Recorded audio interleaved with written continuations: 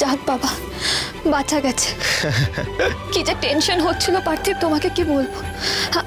আচ্ছা শোনো না, এখন ফোনটা রাখছি, আমি মাকে জানাই। ঠিক আছে ঠিক আছে, টাটা। ও মা, মা, দিদি আর জিতু ঠিক আছে মা? ঠিক আছে, ওরা ভালো আছে, আর আর ওরা বাড়িতেও ফিরে আসছে। সত্যি? হ্যাঁ মা। বলে বাবা, ঠাকুর তুমি মুখ তুলে চেয়েছো।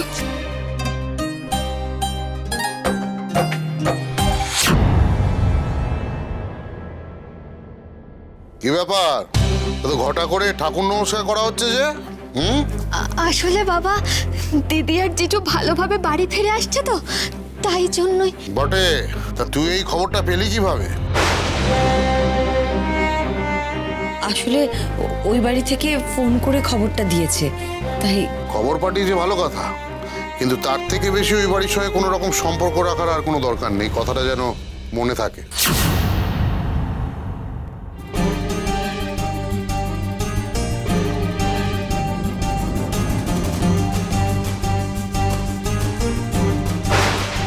একদিকে ভালোই হয়েছে, ওই অগ্নি হতচ্ছাড়াটা মরলে তুলসী বিধবা হয়ে আমার ঘাড়ে আবার এসে জুটত, তার চেয়ে এতেই বাঁচা গেল। উফ, দাদা ভাই আর বৌদি ভাই তো আজকেই ফিরে আসছে। হ্যাঁ, কি এক্সাইটেড লাগছে না? দাঁড়া এক মিনিট, মামি, মামি, মামি, বলছি যে সব অ্যারেঞ্জমেন্ট হয়ে গেছে তো? হ্যাঁ দি ভাই কোথায়? দি ভাই, দি ভাই, এই তো দি ভাই বরণডালা রেডি, অগ্নিরা হোয়েন কামিং। ঋষিকেশ এক্ষুনি ফোন করেছিল, ওরা প্রায় এসে পড়েছে। উফ, দাদা ভাই আর বৌদি ভাই যে কখন আসবে আমার তো আর তর্স হইছে না। আমারও ভীষণ এক্সাইটেড লাগছে। রমা, আমি কিন্তু কথা রেখেছি, তোমার ছেলে আর বৌমাকে সুস্থভাবে বাড়ি ফিরিয়ে এনেছি। ওই দেখো।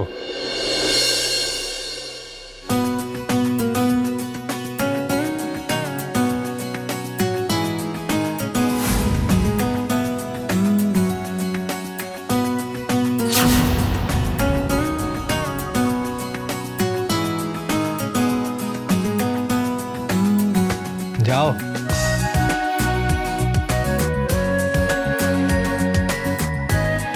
ঝিলমিল।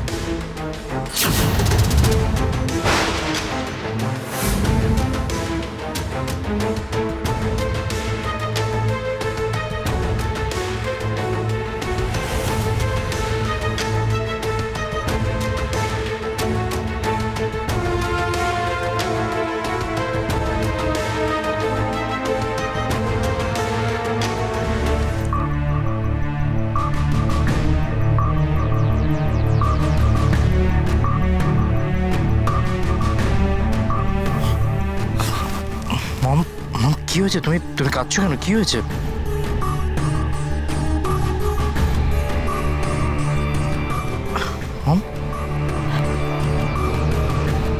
তোমার এই কিডন্যাপ হওয়ার খবরটা শোনার পর থেকে আমার যে কি অবস্থা হয়েছিল কি করে তোমাকে বোঝাই বল।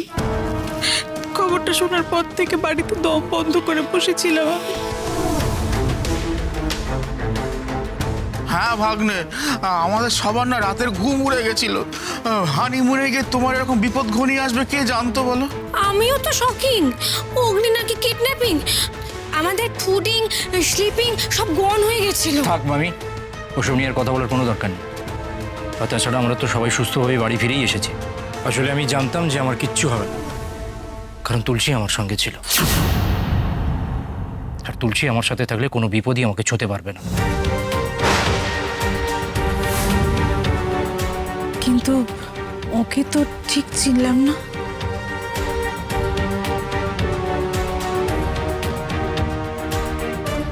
ওর নাম আমার মুখে তোমরা বহুবার শুনেছ। ওকে ছাড়া আমি অন্ধ, আমার সব কাজ ওই করে দেয়। অফিসিয়াল সমস্ত প্রবলেম ও তুড়ি মেরে সলভ করে দেয়। ওর নাম অর্জুন। আর তার থেকেও বড় কথা, আজকে উনি না থাকলে আমাদের যে কি হতো আমরা নিজেও জানি না। উনি নিজে আমাদেরকে মৃত্যুর মুখ থেকে ফিরিয়ে এনেছেন। সত্যি কি বলে যে তোমাকে ধন্যবাদ দেব। আমাকে ধন্যবাদ জানানোর কোনো দরকার নেই।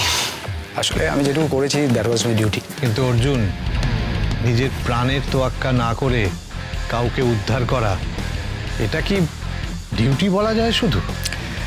স্যার এখন এসব কথা থাক, আপনি যদি আমাকে পারমিশন দেন তাহলে এখন আমি আসি। এ বাবা, এভাবে কেউ বাড়ি থেকে খালি মুখে যায় নাকি? আপনি যখন প্রথমবার আমাদের বাড়িতে এসেছেন, তাহলে আমাদের সকলের সঙ্গে ডিনার করে তারপর যাবেন। দেখুন আপনারা শুধু শুধু ব্যস্ত হচ্ছেন, প্লিজ এত ব্যস্ত হবেন না। ব্যস্ত হওয়ার তো কিছু নেই। তুলসী মায়ের প্রস্তাবটা দারুণ প্রস্তাব। তোমাকে আজকে রাতের খাবার খেয়েই যেতে হবে। আর তাছাড়া তোমার সঙ্গে আমার কিছু দরকারি আলোচনা আছে, সেটাও না হয় সেরে ফেলা যাবে। স্যার সেগুলো নয় কালকে অফিসে গিয়ে সেরে নেবো, আপনি বরং এখন রেস্ট নিন। না না না অর্জুনদা, তা বললে তো হবে না। আমরা তোমাকে না খাইয়ে ছাড়বই না। একদমই তাই, বৌদি ভাই যখন বলে দিয়েছে তখন আমাদের সাথে ডিনারটা করতেই হবে। এক্স্যাক্টলি। অর্জুন, এতদিন ধরে ঋষিকেশের মুখে আমি তোমার কথা শুনেছি, তোমার সঙ্গে তো সেভাবে আলাপ হওয়ার সুযোগ হয়নি। এসছো যখন, তখন কিন্তু তোমাকে না খাইয়ে আমরা ছাড়ছি না। বেশ, আপনারা যখন এতটা ইনসিস্ট করছেন তখন না বলি কি করে। বেশ, তাহলে আমিও তাড়াতাড়ি ফ্রেশ হয়ে নিই, তারপর রান্নাটা বসিয়ে দিচ্ছি। বেশি সময় লাগবে না। দাঁড়াও তুলসী,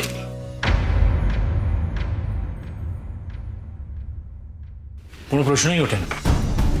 এখন তো কিচেনে যাওয়ার কোনো দরকার নেই। এই কদিন তোমার উপর দিয়ে কম ধকল যায়নি। আর তুমি কিচেনে না গেলে এই বাড়ির কারো খাওয়া হবে না নাকি? অগ্নি একদম ঠিক বলেছে তুলসী। তোমার রান্নাঘরে যাওয়ার কোনো দরকার নেই। তুমি যাও, নিজের ঘরে গিয়ে ফ্রেশ হয়ে একটু রেস্ট করো। যাও। কিন্তু বাবা। না, কোনো কিন্তু নয়। আমি যা বলছি সেটা শোনো। যাও। আচ্ছা বেশ।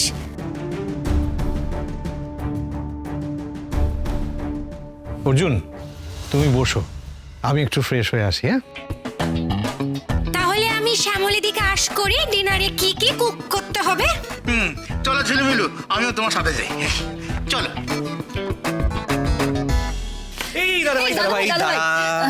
বলছি এক্স্যাক্টলি কি হয়েছিল বল না। হ্যাঁ মানে তোরা গেলি হানিমুন করতে, করে এলি অ্যাডভেঞ্চার, মানে এটা কি করে হলো ভাই? কি হলোটা কি ওখানে? না মানে অ্যাকচুয়ালি যেটা হয়েছিল,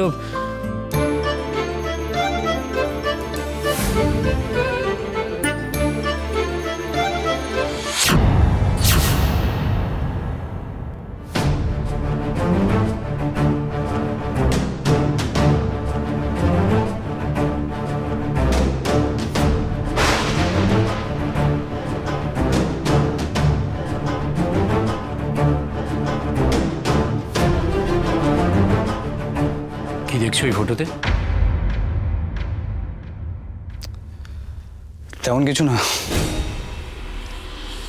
আসলে এত বড় ফ্যামিলি কোনোদিন দেখিনি তো, তাই। কেন, তোমার ফ্যামিলিতে কে কে আছে?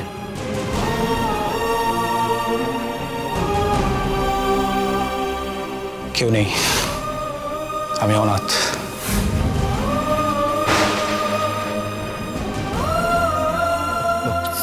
Sorry, please don't mind, extremely sorry.